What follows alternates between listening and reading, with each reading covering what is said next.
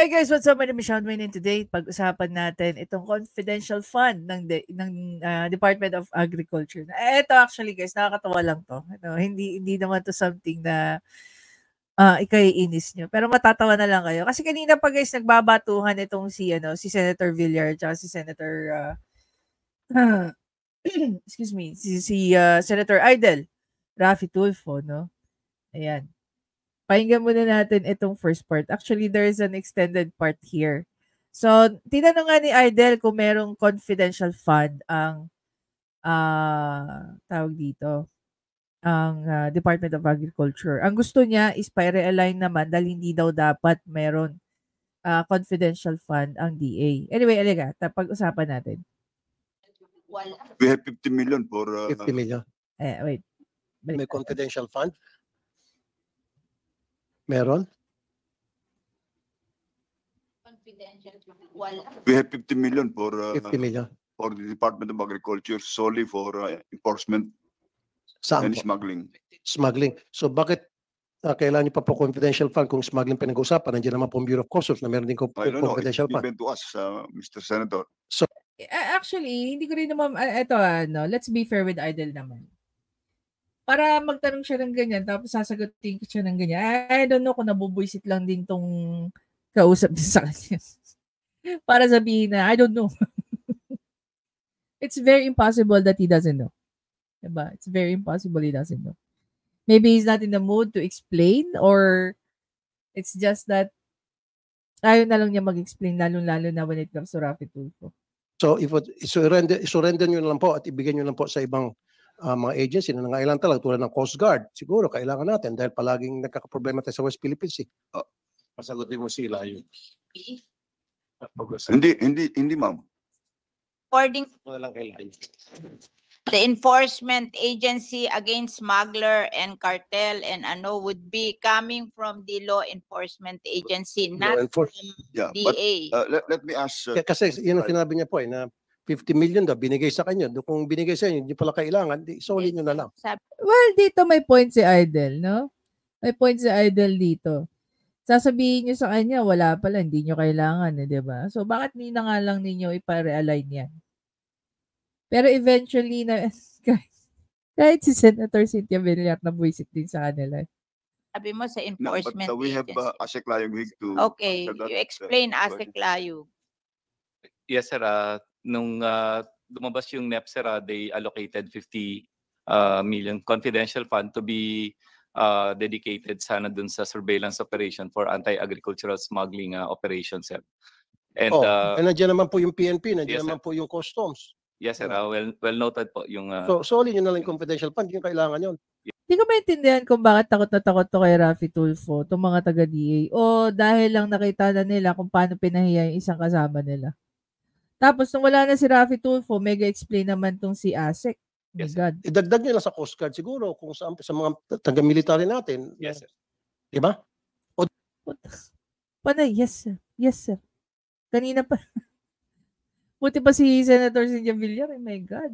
Mas may balls pa dito sa mga to. Dili ka yung i-reallocate nyo lang sa hybrid program na para tumaas yung... O, diba? Ipinagsisiksikan niya talaga. Which is funny, no? Kanina pa sila nag-iiringan dito ni Senator Villar. Hybrid program. Inbreed naman yung pinupush ng isa. Do you really think mapupush yung hybrid program? Just go. Rice production. Ipigpipilitan niya talaga yung hybrid. Wala lang. It's just that yung alam lang ni Raffy Tulfo about sa hybrid. Basta si hybrid twice yung kanyang na-yield kumpara kay inbreed. Knowing that, para ikaw sabihin na lang natin makatapat o matapatan mo ang kayang i-produce ni hybrid, 2 kilos of inbreed is equals only to 1 kilo of hybrid by quantity to. Pero if you talk about the price, gaya ng sinabi ni Senator Villar kanina, an inbreed is only equals to 38 pesos. So even if you double that, make it 2 kilos just to equal, kung paano o kung gaano karami ang nai-yield or napoproduce nito ni hybrid as within 1 kilo range niya, you will only spend what? Not even 80 pesos, 76 pesos, diba? 76 against 250. Come to think of it, not only that, gaya na nga na paulit-ulit ko na kanina ka pa sinasabi Oh, yung inbreed pinoproduce po ng mga local farmers natin. Ang hybrid, ini-import po natin at the rate of 250 pesos. After that, yung cost niyan, pagdating sa market, syempre mas mahal ang napoproduce ng hybrid over sa inbreed. By ilang percent? Sabi nga ni Senator Villar, around approximately 60%. Diba? We will make the adjustment, realignment. Actually, the one who will enforce after the anti-agricultural economic sabotage will be the law enforcement. So we don't need it. Exactly. So, paki-cancel na lang, ano? Huwag na kayo magka-confidential pan dyan. Pandagdag pa kayo. Last na naman po. Wow. Pangdagdag pa kayo. Tandaan mo, Idel, ang Department of Agriculture is not only under PBBM at the moment, but lahat ng matitinding smuggling nararanasan ng DA. 50 million is 50 million. That's a lot of money. Akala ko so tumigil na siya doon. Hindi pa pala siya naka-move on doon.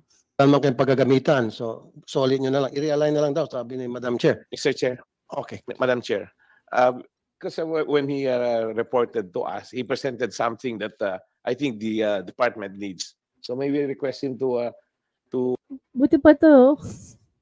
Yung isa na. Nauna na yata yung bayag umuwi sa bahay. Dahil lang ipinahiya itong isang ASEC ba to? explain and expound on the achievements that they've done. Kasi hindi, sir, sa enforcement kasi ang binanggit nyo, kaya kayo nagkaroon ng confidential fund. Kung enforcement, PNP yan. Yeah. And customs. Oh, no customs. Okay. Well then, dapat yung confidential fund mabigay doon sa PNP para sila ang bibili ng mga information, ang Daming alam ni Rafi Tulfo talaga. Bilib ako dito. gagawa ng surveillance tungkol doon sa mga smuggler. Idol ka talaga, Or idol. pagdating kasi sa smuggling, customs po talaga, Madam Chair. Meron kasing The customs kasi, nagpasa na kami nung anti-smuggling law in 2016, walang nahuli. 7 years walang nahuli, walang nakasuhan. Imagine mo, 7 years, walang nahuli. Imagine, nagpasa ka ng batas, nagpasa kayo ng batas dyan sa Congress. Walang nahuli and yet napakaraming smugglers. Anong ganap? So ngayon, yung filing of cases would be done by the DOJ and the Lagi ko inaabangan yung reaction ni Senator B na yun doon sa side na yun. Natatawa kasi ako. enforcement by the PNP and other law enforcement agencies. Nilagay namin sa batas. so that means papasok na po yung PNP sa loob ng pier. Yeah. They have That will power. open to corruption.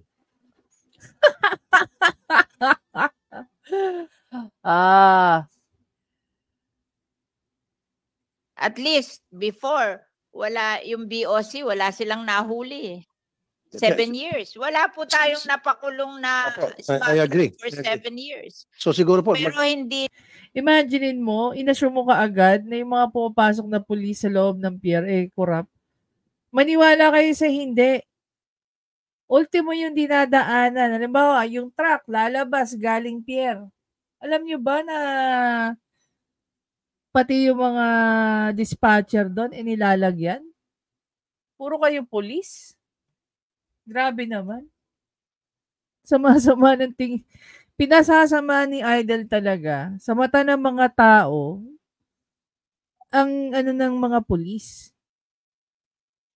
Parang nahabag naman ako. Yung may kaklase akong mga pulis, mga taga Bucor, may kaibigan akong pulis, may pinsan akong pulis, may uncle akong pulis.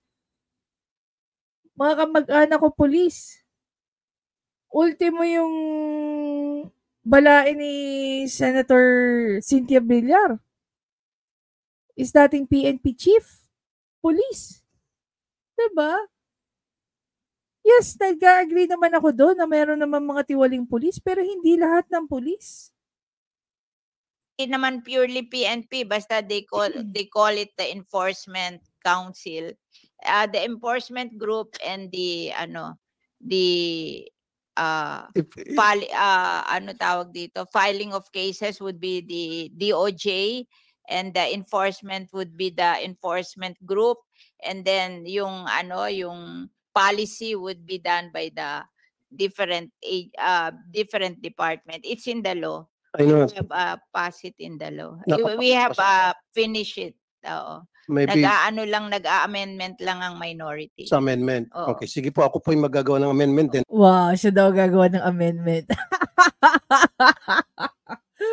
Yay! Para sa akin, hindi po karapat-dapat ang PNP ang gagawa ng enforcement when it comes to anti-smuggling. Hindi gagawa.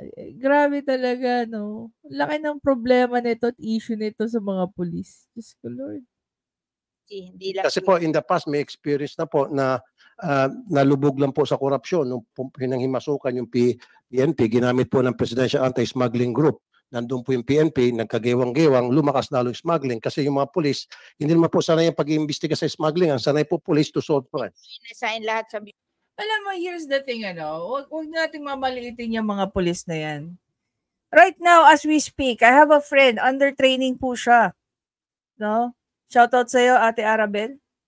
Nasa training po siya. Ang training ng mga pulis, talaga namang wala rin akong masabi. Pinupondohan talaga sila ng PNP. They have to be up to date sa kung ano man yung mga batas. They should know the law. Diba? Huwag naman natin maliitin yung mga pulis na yan. Merong mga pulis na umaakit na sa ulo nila yung kanilang pagiging pulis, pero mas marami pa rin pong pulis yung talagang nagsisilbi sa bayan. Diba? Kung meron talagang tiwaling pulis, huliin natin, ipakulong natin at kung ano pa man. Pero wag naman natin i-generalize yung pagiging masama ng mga pulis na tiwali. Grabe to si Idol. Bureau of Customs, walang na-prosecute eh. It's just a matter of, Namin, tama po. parang may linisin na po siguro yung mga tamad doon, pagtatanggal yung mga corrupt, pero dapat talaga sa customs because they know customs law. The PNP doesn't know anything about customs tariff and law. The law enforcement will be done by the DOJ. They know the Siguro sa pagsampa ng kaso po. enforcement lang ang Kasi pag sa hulihan, hindi naman po Again, tama yung sinasabi ni Senator Villar. The enforcement should be handled by, of course, no other than the PNP. Diba? Ang Bucor ba? Tanong ko lang ang Bucor ba, may mandate sila na manghuli sila ng smuggler like that? Kung paano kayang gawin ng mga pulis? Of course not. It's a team effort. Kaya nga sa DA, kailangan nilang may pinapa-surveillance na dumadaan sa kanila lahat yan eh. Diba? Kailangan nila, of course, i-alert ang Bureau of Customs. Bureau of Customs, kailangan nila makipag-coordinate sa police. Do you really think merong power or naka-mandate sa kanila? O huli mo yung smuggler na yan. Sino gumagawa nun? Di ba mga PNP? Or NBI? Either of the two? Kung magsasampa na ngayon ng kasong kriminal laban dito sa mga smugglers na to, sino nag-handle? DOJ. Lord. po alam ng mga police yung customs tariff. conflict of interest po yung customs kasi sila yung sa kanila sila kausap ng mga smuggler tapos Exactly. sila mag-e-enforce kaya ayaw na namin sa kanila. Exactly. Okay. Diba? Exactly. Ngayon punta tayo dito sa part na Okay, sige wait po. lang. Now, called exam facility for Agri, CEFA. Hindi na ayoko na yan. Dito na tayo sa isa. Ito yung exciting part eh. Yung wala na si Idol. Paalisin natin si Idol.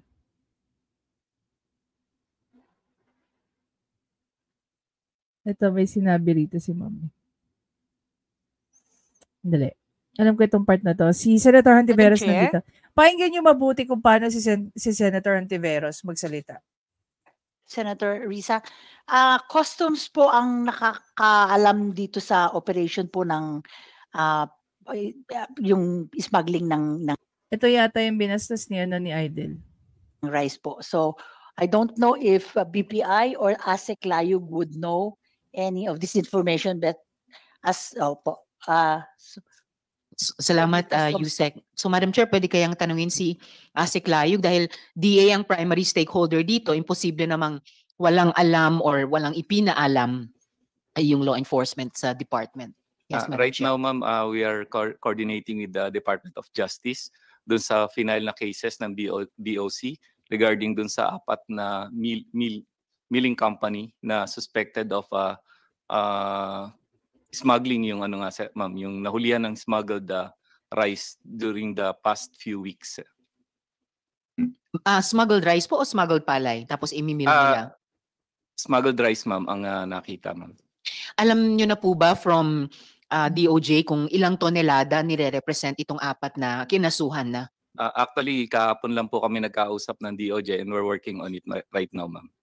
The details we can submit accordingly po. Yes, please, to the committee through our chair. Tingnan mo kung paano magtanong si Senator Hontiveros. No? Hindi tayo friends. Hindi tayo batay sa Senator Hontiveros, pero ginagamit kita as an example kung paano, no? Yung malumanay kang magtanong. Sa magnitude ng mga tonelada, kung may approximate sense kayo, kaya ba sana nilang manipulahin ang presyo? May impression na po bang ibinigay ang DOJ sa inyo or meron na ba kayong impression sa, kung kunyari sa track record ng 4 na milling company na yan, magkano kaya ganong karaming tonelada kaya represented yung silang 4? We can ma'am na volume po, relative malaking volume yung mga nahuli, kaya lang I cannot specifically answer if it will affect yung or disrupt yung market forces. Pero Right. dun sa description na malaking volume, so at the very least, kung hindi man i-disrupt yung market, i-manipulate yung price, ano yung pwedeng epektong gawin nila or artificially likhain sa market kung malaking volume sila? Sorry ma'am, but I'm not an expert on that regard. Ang lang isa to implement yung what is the regulation and the law. And then ang lang dun sa mga nahuli na kinasuhan ngayon, ma'am. Part of it ang iniimbestigahan natin is may local palay din sila. By the way, ito guys na in-explain dito. Through the use, no? Or with the power or with the assistance of their CF. Yeah, they were able to extract these kinds of information. So that's where we will be coming in actually with BPI and BI. We already requested this morning, made a memo this morning requesting yung investigation nung mga local palay naman nakasama within the mill na nahuli po.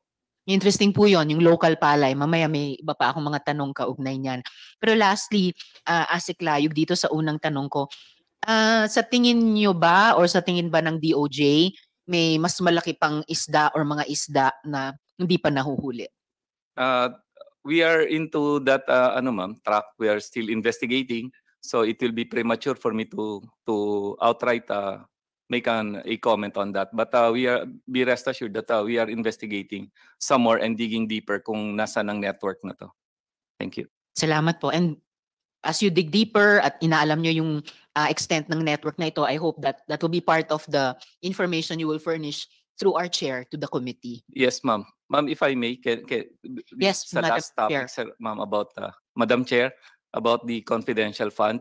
I would just like to the executive committee when we discussed yung need for under your your wisdom and the guidance din po, if the department really can use the confidential fund to also investigate, especially we have quarantine powers under the food safety law and the Price Act also, and even in the meat code, where we have the power for we are mandated to conduct surveillance, market surveillance, and market inspection.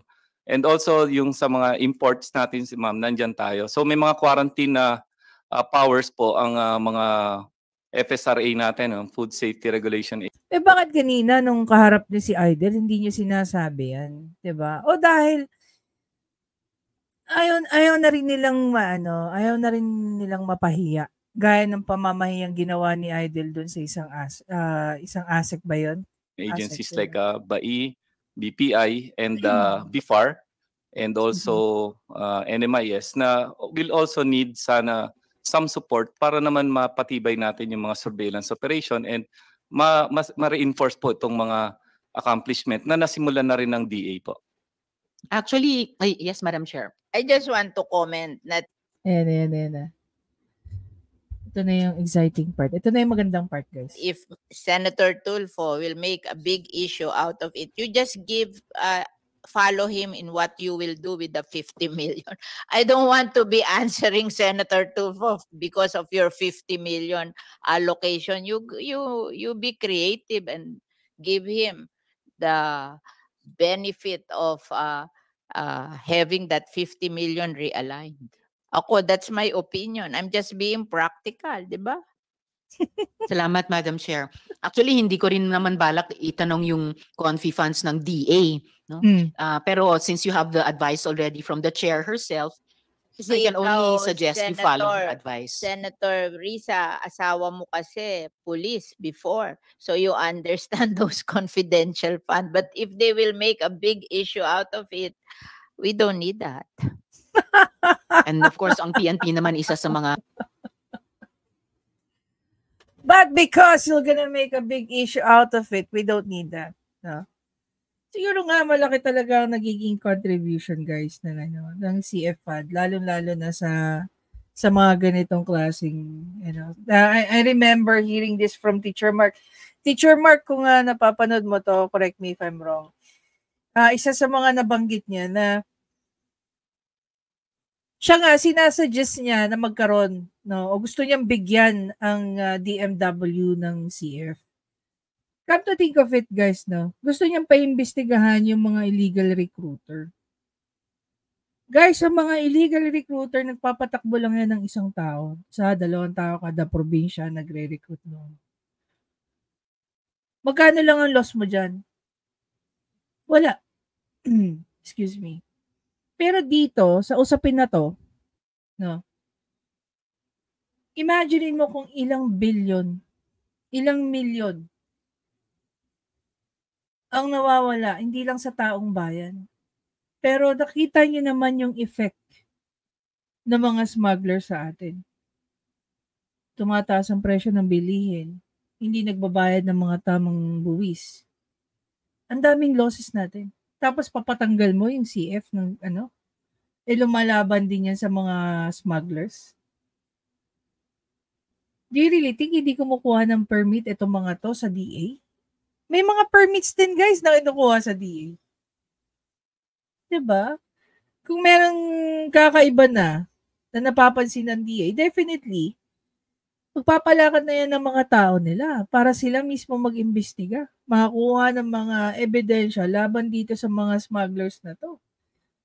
At sila rin na magre-report mismo sa halimbawa sa PNP or sa NBI, Bucor. Diba? At saka saan pa?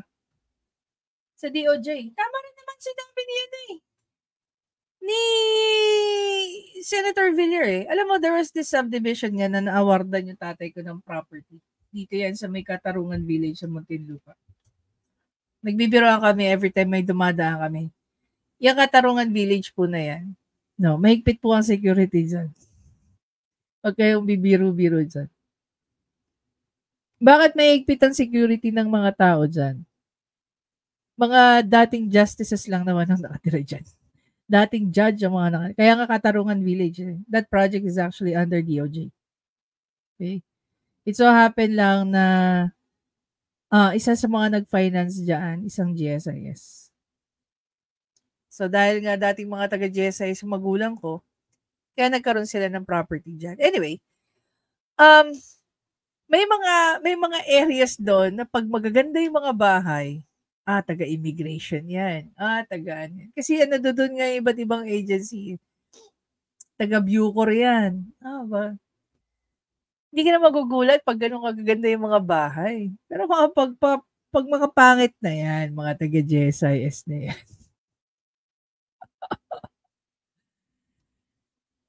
Anyway guys, ayun nga, ang tindi ng pasaring dito. All throughout nito, no?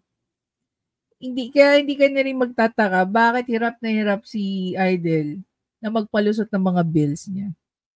The way he treats yung mga kapwa niya senador sa loob. Talaga naman, kung akala ni Idol, he's king of the jungle, no. No, he's not. Di pa ba nararamdaman ni Idol na may mga senador dyan sa loob na talagang ano sa kanya eh.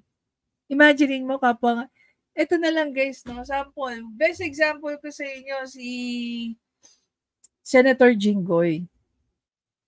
Katabi lang niya si Idol. Sabihin ba naman ni Raffy Tulfo, this stupid law. Siya yung author ng batas, stupid law. Tatawagin mo stupid law yung batas. Pagdating sa interpolation ng Magna Carta ng Seafarer, nga ka.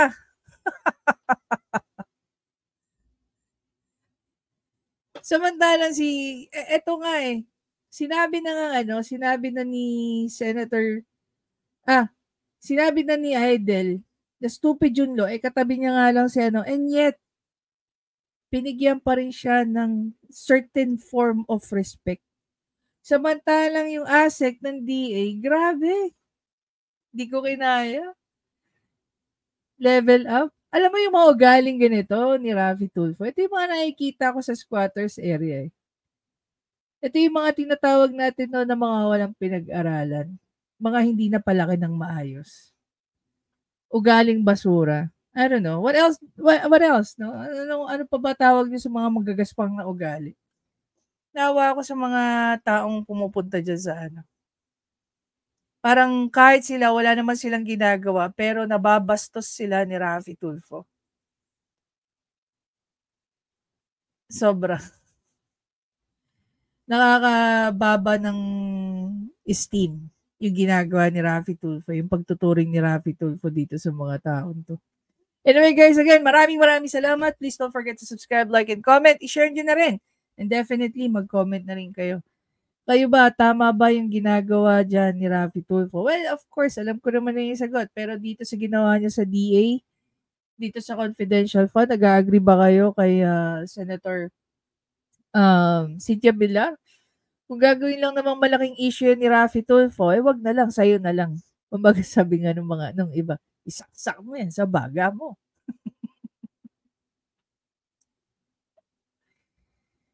Kasi, tatakot kayo dyan kay Raffy Tulfo. Sagot-sagutin nyo. Dapat gawin yung Lodi. Si attorney, ito pa, taga PCSO, kontakto. Yan. Yun ang tunay na Lodi. Anyway guys, I'll see you in the next video. Enjoy your weekend. Happy Sunday. Actually, it's already 3:52 at the time of filming. Mag-iingat po kayo. Enjoy your family. And, i-date nyo na rin si Mrs. Bye guys.